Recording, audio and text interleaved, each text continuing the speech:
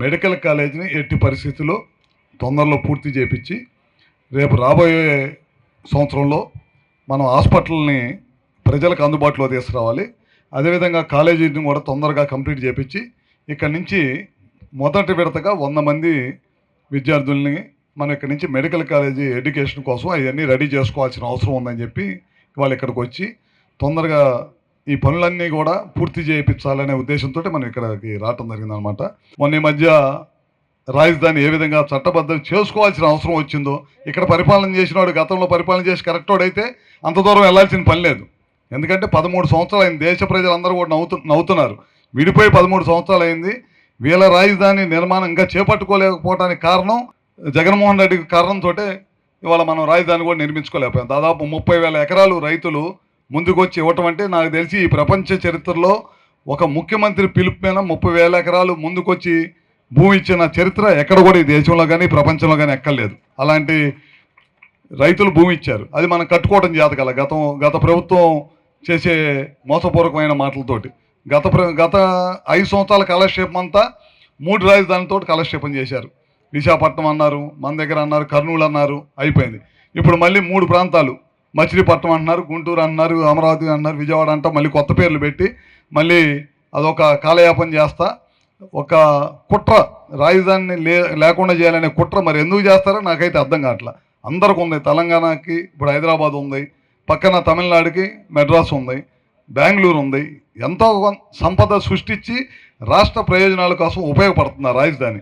మన దగ్గర రాజధాని లేకపోవటం వల్ల మనకు వచ్చే ఆదాయం అంతా కూడా జీతాలకి, లేకపోతే మనకు వచ్చే మనం పథకాలు ఇచ్చేదానికి పక్క నుంచి తెచ్చుకోవటం, అభివృద్ధికి పక్కన కేంద్రం వైపు కళ్ళు తెరిచి చూడాల్సి వస్తుంది. అదే కనుక మన అమరావతి డెవలప్ అయ్యి ఒక పెద్ద రాజధానిగా నిర్మించుకుంటే కనుక హైదరాబాద్ లాగా మనం కూడా సంపద సృష్టించుకోవచ్చు. ఆ సంపద ద్వారా రాష్ట్ర ప్రజలకి అభివృద్ధి బాటలో ముందుకు తీసుకెళ్ళవచ్చు. ఇట్లాంటి అన్ని కార్యక్రమాలు చేసుకోవచ్చు.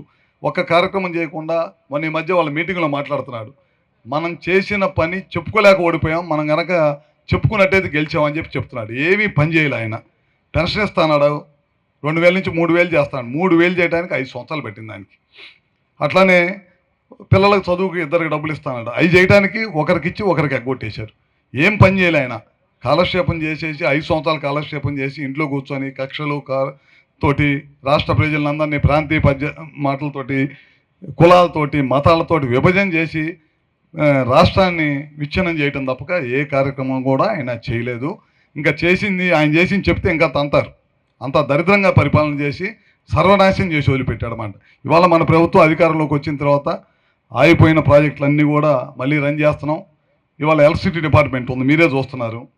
గత 5 సంవత్సరాల్లో 9 సార్లు కరెంటు బిల్లు పెంచాడు. మనం ఇవాళ 22 నెలలు అయింది అధికారంలోకి వచ్చి, ₹1 కరెంటు బిల్లు పెంచం ట్రూ డౌన్ చేసే దశగా పనిచేస్తుంది ఈ ప్రభుత్వం. 13 రూపాయలు 10 పైసలు తగ్గించాం.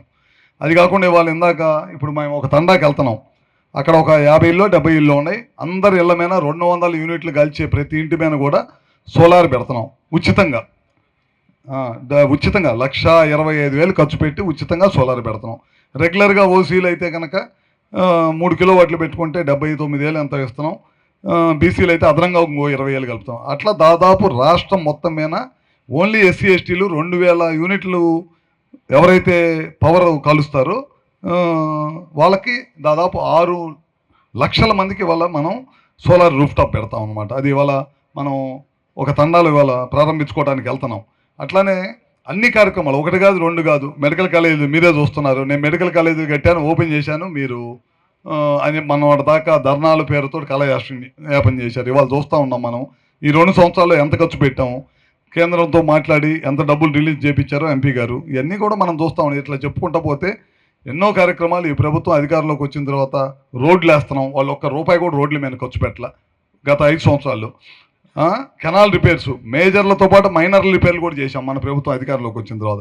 నీళ్లు బ్రహ్మాండంగా పొలాల్లోకి వెళ్ళింది, బ్రహ్మాండమైన దిగుబడులు వచ్చినాయి ఈ సంవత్సరం వ్యవసాయ భూములు. ఎక్కడ కూడా రోడ్ల మీదకి వచ్చి రైతులు ఎక్కడ కూడా ఇబ్బంది పడిన మాటే లేదనమాట. ఇట్లా అన్ని కార్యక్రమాలు ఈ ప్రభుత్వం అధికారంలోకి వచ్చిన తర్వాత చేస్తా ఉన్నాం. ఓ పక్కన ప్రజలకు సంక్షేమ కార్యక్రమాలు అందిస్తూ ఉన్నాయి ఈ ప్రభుత్వం, రెండో పక్కన అభివృద్ధి కార్యక్రమాలు చేస్తాం. ఈ రెండింటిని కూడా బ్యాలెన్స్గా తీసుకెళ్తేనే రాష్ట్ర అభివృద్ధిలో ముందుకెళ్తాం. ఇట్లాంటి అన్ని కార్యక్రమాలు చేసుకుంటూ ఈ ప్రభుత్వం ముందుకెళ్తుంది.